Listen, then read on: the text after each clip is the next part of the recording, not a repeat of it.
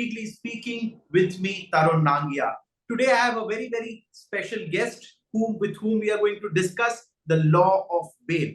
Yes, ladies and gentlemen, this is the topic that a lot of promoters, businessmen have been curious to know about, especially because these days, whenever a promoter is prosecuted in a case, the case can land up from a simple police case. It might go to CBI, it might go to the Enforcement Directorate and SFIO, and bail in these cases is very, very different, differs from agency to agency. So today we have an expert as a guest, who's one of the most eminent advocates of India. Let me welcome Senior Advocate Sanjay Jain. And also, let me tell something about him to you, that he served as the Additional Solicitor General of India for a period of 9 years. Now he is back to private practice, which means he's taking cases for private clients. But while he served, he's seen all kinds of cases. The most high-profile prosecutions in India is what he's been part of. And so he knows the other side very well. That makes him the ideal guest for us to explain what bail consists of. How do the agencies look at these cases? Many times they say that a case should be approached by the accused in the right manner so that he gets relief. And if people are misguided, they may not get relief. A lot more will come up on the show, but thank you so much for joining us and looking forward to a very interesting show with you. Tarun, to be here with you on your program. So, you have raised a very important question that is with regard to the bails being approached in a particular manner, keeping in mind which agency is investigating and prosecuting. So, in fact, the entire strategy on bail applications on behalf of a bail applicant ought to be totally dependent on this aspect as to what he is pitted against.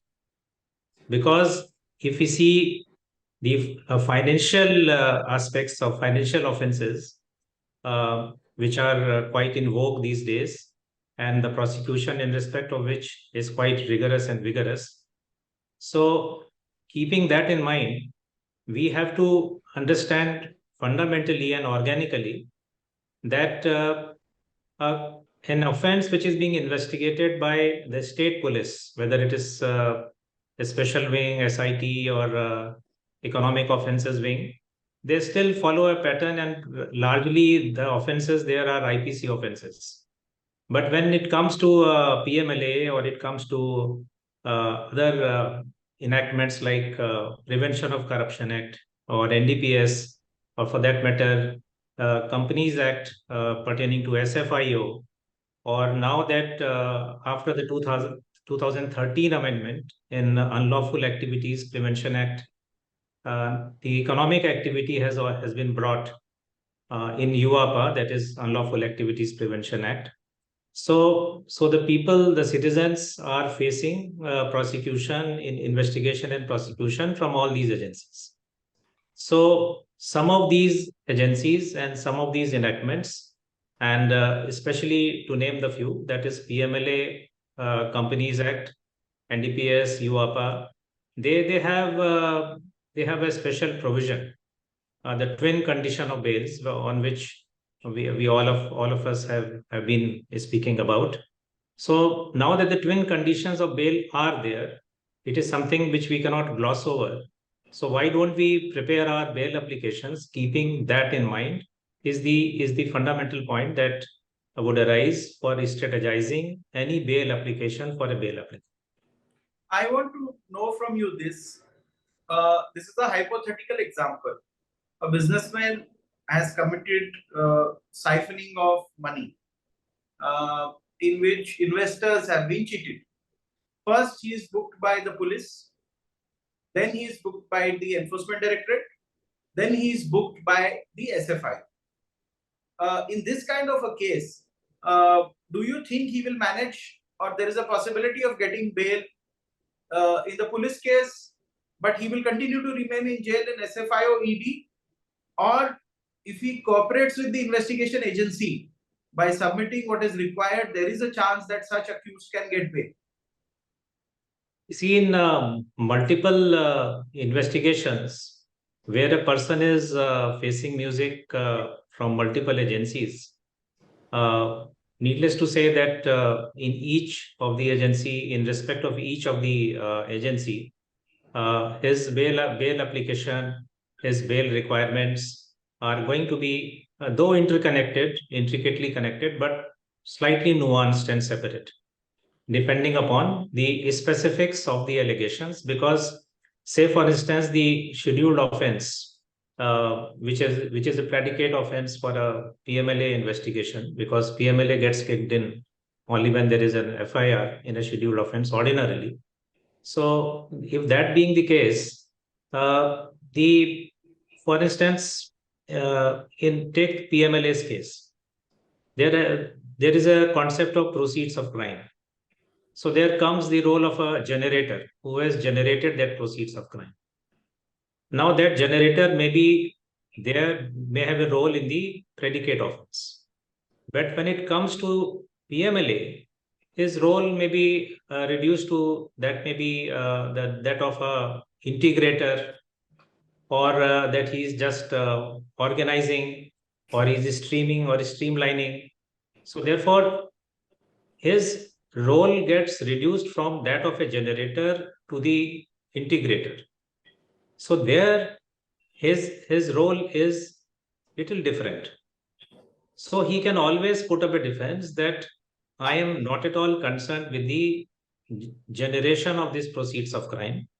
What has been attributed to me that I was involved in linking, or in the money trail, I passed on this money, or that I integrated this illegally acquired money with a legal money, or I am trying to give color to an illegal money, or as a legal money. So this is what his approach should be. So, for instance, these days, chartered accountants, or the auditors, or the company directors, they are being roped in primarily as for having played a role, allegedly, as that of the person who streamlined, or who later integrated the bad money into good money by using the shell companies, etc. So there are number of aspects which these bail applicants can point out.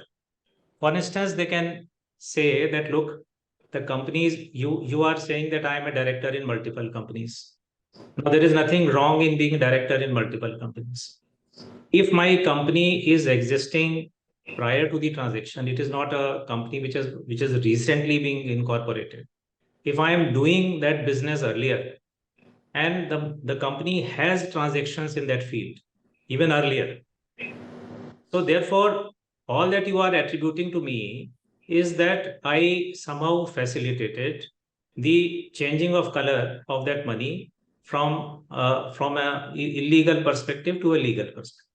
To that aspect, I as a bail applicant can say that it's part of my professional duty that I am doing. Say, for instance, if I'm a chartered accountant, I am doing it as a professional planning, or a business planning.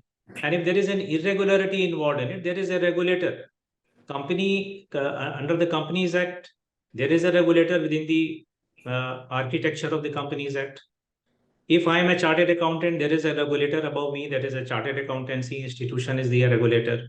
So the prosecution is trying to mix up my role as in my professional capacity, which is governed by an independent regime, by unnecessarily bringing me into a criminal mechanism, or a criminal ecosystem, which is not correct. So I can always try to bring out that nuance, which is sought to be submerged in the allegations which come from the agencies when they try to arrest us, or when they issue us a notice to appear, and we are facing the bail applicant is facing an apprehension that he may be arrested.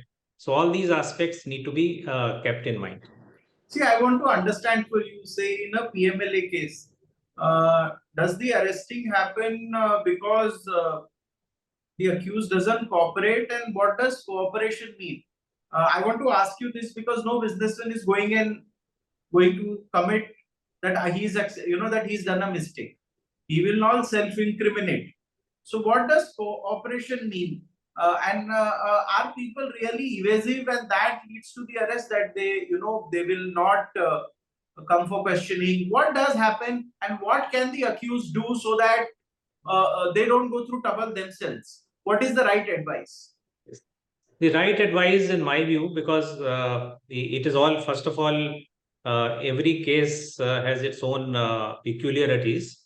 So there cannot be a standard formula, a straight jacket formula for each and every case.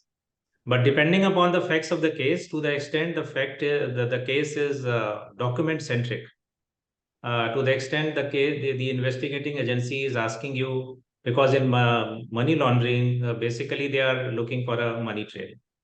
So if the prosecution is looking for a money trail, they are expecting you to give them the complete details as to the trail of money, which may be emanating from your bank statements, your accounting, and other aspects. The moot point is that they are looking into to obtain from you. They are aiming to obtain from you your records, like telephone, your mobile phone, your laptop, your iPad, your tablets. So these are the electronic evidence that they are looking into. So now the question of right to privacy comes. That some bail applicant may say that, look, my mobile phone, my laptop is my personal property. It invades my right to privacy. But then there has to be a balance struck between the concerns of the investigating agency, because that investigating agency is also conducting investigation on behalf of the public as a custodian of the public trust. So they also have to investigate. So to the extent it is possible, the bail applicant should be forthcoming in sharing the sources of the custody of data, the sources where from which investigating agency can be reasonably assured that the material that they are looking for is available, to the extent that we can show that, look, this is a material which is otherwise in the proper channel, in the ordinary course. I did the bank transaction. This is my bank statement. This is the correspondence that I entered into, and this is how it has happened. So my as a bail applicant, my approach should be that, look, my all my transactions, all my conduct is above the board, and to that extent, I am sharing it with you. So the cooperation from the perspective of the investigating agency is that you are not reluctant to share with them your accounts, or the data that according to them is relevant. But now there are a number of theories that say, for instance, if your mobile phone is openable through your biometrics, so on that there is a law to the extent that no investigating agency can use that biometrics and take it. But if it's a password protected, password is in your mind, then it becomes a issue of privacy. So all those things are the subject matter of greater scrutiny. But at the time of facing in, when we receive a notice, and we want to show, suppose we are a bail applicant, we will obviously be, the first thing that we will be telling the court is that, look, I have been trying to cooperate, I have been ready and willing to cooperate, but still there is an apprehension. So I, as you rightly asked, what is the illustrative or manifestation aspect of my being cooperative? So the best way to show that I am being cooperative is that I should go with all the documents that they have asked for. And if a particular document is not immediately available, we should seek further time from them, that this will be, we are trying to obtain the document from a particular source. And I'm not at all suggesting while doing so, somebody is advised to to make self inculpatory statement. That is not I am advising. But the point is that even for the optics, I mean, to use the most general expression, if we have to claim equity in the court to show that, look, I am a bona fide bail applicant who is not trying to evade the process of law, who is trying to cooperate with the investigation, and who has a good antecedent and who is involved in legitimate activities, because that is my best defense in all the financial crime allegations. That no, you are saying that I have been irregular or illegal. Contra distinguished my case is that I have followed the law. I have played within the system. To the extent system allows me to play, I have played, and all my transactions are legitimate. So therefore, to show my bona fide and my instinct of legitimacy and my claim of legitimacy, I have to show the documents. I must show that I must be ready to show the documents to the extent they are not self-inculpatory. Basically, you're saying that if the clients don't get the right advice, they don't hand over their phone, or they are not forthcoming with the documents in absence of right advice because they are scared, they might actually end up getting arrested. Yes, they are So, do you think usually the advice is to avoid everything, to oppose everything, to not to cooperate, to be to go incommunicado. So that kind of scenario sometimes backfires. So as we would always say that each case differs on its own facts, but to the extent possible, the advice always has to be customized. We okay? as lawyers cannot give a standard format advice that if A is the case, then B is the reaction. This approach is very highly debatable, and it lands the bail applicant into trouble more often than not.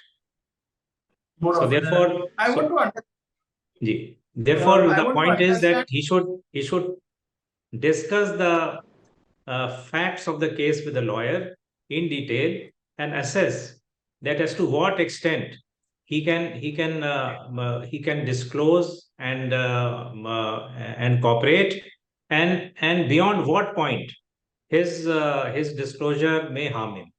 So that is the point. Acha, one thing I want to know from you, say for a promoter or a businessman who's being prosecuted in a particular case where the numbers are too big, we see that the agencies also come under pressure. If the scam number is supposedly big, then many times people get arrested. Later, they get acquitted also. Yes. But when this hysteria happens, what should a businessman do so that it doesn't unfairly hurt him? Because many times big numbers are there, and finally the charge sheet is filed of a very small number, and we have seen on many occasions. Yes. Could you just give the right kind of because the system from both the sides, from the prosecution side, now you defend prime clients, so you know this side also. So could you share Yes. this with the people? Yes. See, when an investigating agency is building up a case of a financial crime, their primary or their basic philosophy is to play on numbers, because the numbers are the best thing which they can put across the court in a very short time. From the top of the voice, they can say that, look, this is the number, this is the amount. If this person runs away, he's a flight risk. This is the kind of modus operandi this person has resorted to in defrauding the state exchequer or the private individual, or whatsoever may be the facts. So I as a bail applicant would always know that the first instinct of the investigating agency is to flash the numbers in the court. So I should anticipate it in advance, and I should prepare chart, because the homework is very important. We all know in which ecosystem we are operating, what is the parameter of the FIR or the ECIR, as the case may be. and which are the transactions that they are attacking, or they are the transactions they are treating as a suspicious transactions. So within those transactions, if we do the homework and we are able to show that these numbers, A, do not relate to me, B, these numbers are hypothetical or illusory, 3, these numbers are ex facie unverified, they are totally speculative, and 4, at best or at worst, this is the number which can be attributable to me, if at all. So if we do that exercise, that would look genuine to the court, that here is a person who is not saying it's like everything is wrong and denied. No, we should do a proper scientific empirical analysis of the numbers. And we should say that if at all take the prosecution's case at best at this point in time, this is all that they are indicating. And for this is my explanation. So if we do that, then we are in a much better position to defend ourselves on merits. When I say merits, because ordinarily in the bail jurisprudence, merit would have no place. But then merit in the sense that the deeper analysis of merits. But then what do we do in those, all those cases like PMLA, or for that matter, SFIO, or if you take UAPA, where these twin conditions are there. Yes. Now, in the twin conditions, the court has to be satisfied that I am likely to be let off eventually. Yes. So, wittingly or unwittingly, knowingly or unknowingly, directly or indirectly, we are relegated to a position that we have to touch upon some element of merits. So, there has to be some element of discussion on merits. Because if the prosecution says that, look, this is the overwhelming material against the accused, then I have to puncture that balloon. I have to say that, look, what they are saying overwhelming, it may not be overwhelming. Maybe it is underwhelming. It is nothing. It is just a shadow boxing which is being done. An inflated position is being shown. So we should try to bail applicant should try to, A, if possible, trivialize it, B, to rationalize it, C, to segregate it, and D, to explain what at best or at worst would be attributed to him. So the defining of his smaller circle within the larger circle is very important, because the prosecution would always try to create a hazy picture and give a whole circle and put everything on each and every bail applicant. So bail applicant has to say that I am concerned with a very small size of portion in that circle. The piece which is attributed to me is only this much, and this, either in conjunction or in isolation, is insignificant. I want to know from you one more thing. This is very interesting. Yes. You take builders as an asset class, Yes. promoters of manufacturing companies as an asset class of people, class of people. Does it help to demonstrate to the court that by throwing me, the accused, in jail, the problem will only get aggravated, as the company may not give, not be able to pay loans or pay salaries? Do you think that helps furthers the cause of the accused? In the sense, I certainly would believe, Tarun, on this aspect, because if you see the builder issue actually gets very sensitive, and it also gets emotional, because the complainants in all these matters are usually the house applicants, or the house aspirants, or their associations. Now, it is also a well-known fact that some of the associations are sham associations. They are put up by the rival parties yes, as a as a proxy or as a facade. But then we can't brush all the resident welfare associations in the same frame, okay. and some of them are maybe genuine, partly genuine, and of course the pain and feelings of an individual home buyer cannot be just brushed aside. So to strike the balance, it is quite logical that a builder would say that, look, I can help this situation only if I'm out. If you put me behind the bars, then A, I'm unable to organize anything.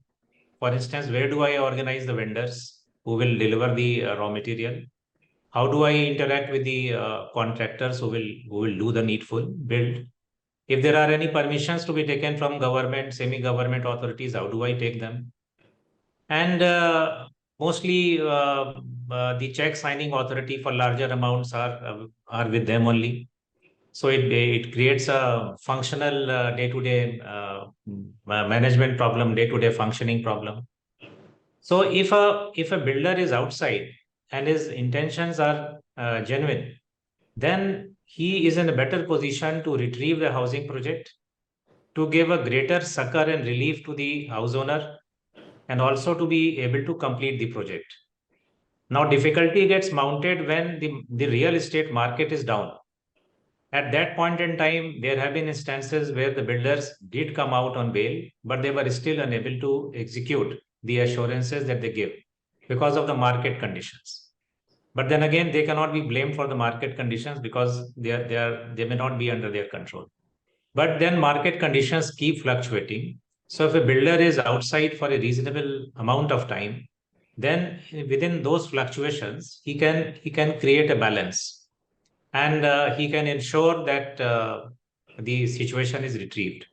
This aspect, unfortunately, is not appreciated sometimes by the house owners or house applicants or the resident welfare associations, because sometimes the vested interests come into play. Be that as it may, without digressing from the topic, the builders should come out with a very crystal clear, understandable plan, maybe give a PowerPoint representation or use the statistical tool, that if this is the scenario, this is how I am going to generate the fund, and this is how I am going to invest the fund, or I will collate the investment, and this is how I will retrieve the project.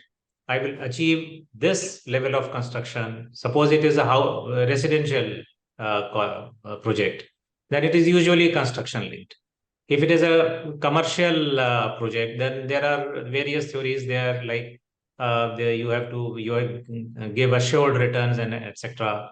Then maybe the builder can say that, look, if I'm able to complete the entire, say, mall or a commercial project, then only I will be able to attract the big brands to take the premises on rent. And if they take the premises on rent, only then I can give you a short return. So the builders, it is not that all builders do not have intentions to complete or execute the project, because actually it helps them if they execute the project. That is their biggest goodwill and advertisement. One successfully completed project is a roadmap for them to go higher on the highway of building.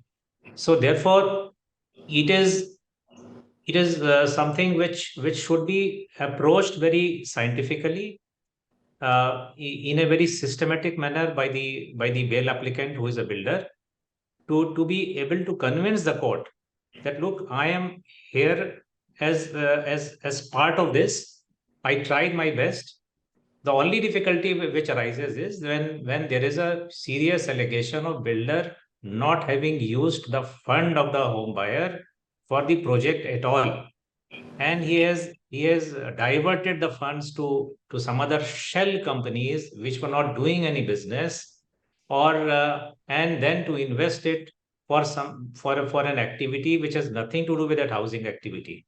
In those kind of situations, the difficulty may arise, but those situations may be exceptional in the larger perspective and in the larger conspectus. In about two-thirds of to 75% of the cases pertaining to builder, there may be a genuine intention, and this can be played upon by them. One last question that I want to ask you on today's show is, from what you have told me, what I realize is that uh, cooperation with the agency with the right advice is a better strategy rather than being evasive. Yes, in one word, my answer is being ASG for 9 years, almost 9 years, and having appeared for the agencies. It is sometimes the agencies also do have in their mind the interest of the victims. So therefore, they are also looking for a solution. They also have to close a case. Ultimately, if you see from agency's point of view, they also have to file ultimately a charge sheet. So they would like to conclude the investigation at the earliest.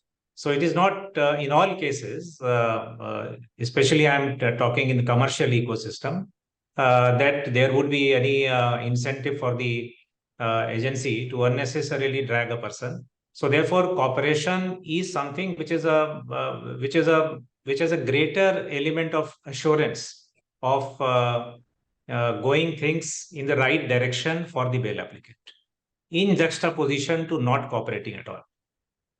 Okay. One small comment also, if you could give me, that in light of the recent judgments of Supreme Court, where ED has to give a reason for arresting, reasons to believe for arresting somebody. Yes. Do you think that the chances of being let off on bail or being discharged, in a sense, because obviously the arrest, the court did not find merit, are larger now because the onus is now more on the agency to show why they need a person's custody? Actually, if you go historically, the Section 19 of the Act, that is the Money Laundering Act, does contemplate the agency giving reasons, ground of arrest. I mean, the agency has power of arrest, and it has to give reasons why, what are the grounds available for it, for arresting. The only thing is that if the reasons of arrest are being served to the bail applicant, he is in a position to pinpoint that these reasons are sham, these reasons are very weak or speculative, non-existent, etc. He can challenge those reasons on merits. So it gives him a little greater opportunity to contest. But otherwise, once the reasons, suppose the reasons to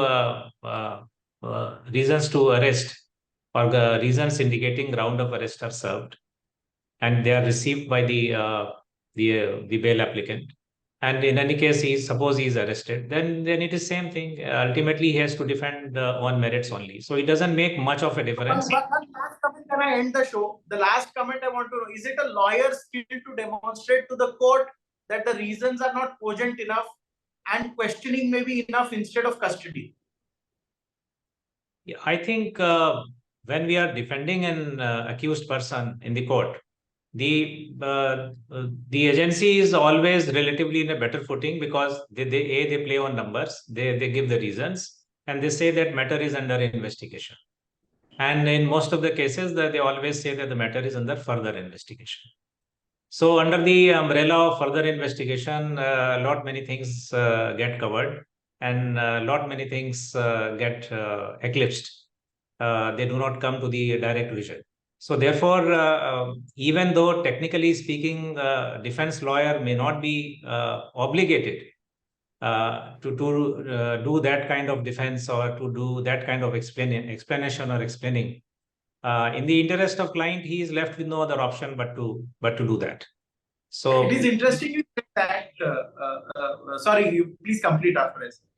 That's what I wanted to say. That in fact, I would like to record a part 2 of this show after this sometime soon enough, where we could discuss more on this last answer which you said about incomplete investigation. Secondly, about attachment, possession, and also the ECIR and twin conditions in a bit more detail, because that is what a lot of people also want to know. But Senior Advocate Sanjay Jain, thank you so much for your time. Thank you for joining us.